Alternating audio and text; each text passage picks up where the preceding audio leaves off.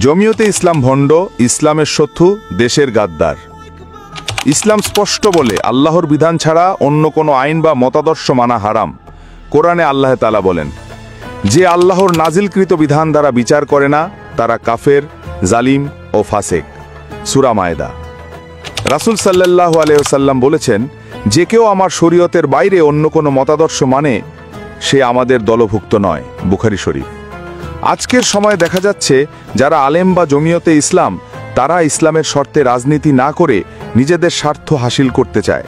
কিন্তু আরও বড় সমস্যা হলো তারা বিএনপির মতো সন্ত্রাস, চাঁদাবাজ, ভারতের দালাল, তিনবার দুর্নীতিতে চ্যাম্পিয়ন এবং শরিয়া আইনের বিরোধী তাদের সঙ্গে হাত মিলিয়েছে।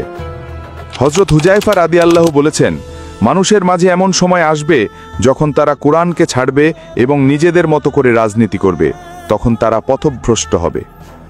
সুতরাং যারা ইসলামের বাইরে গিয়ে নাস্তিক্যবাদ, সাম্যবাদ বা অন্য কোনো বৈশ্বিক মতাদর্শ বাস্তবায়ন করতে চায় এবং শত্রু ও দুর্নীতিকারীর সঙ্গে যুক্ত, তারা ভণ্ড, প্রতারক এবং দেশের শত্রু। মুসলমানদের উচিত এমন মানুষ থেকে দূরে থাকা, ইসলামের বিধান অনুযায়ী রাজনীতি করা এবং ন্যায় এবং হকের জন্য লড়াই করা।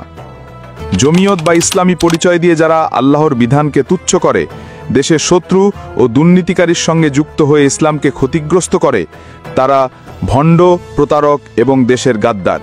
মুসলিম উম্মাহকে সতর্ক থাকতে হবে এবং কোরআন সুন্নাহর পথে রাজনীতি করতে হবে, ইনশাআল্লাহ।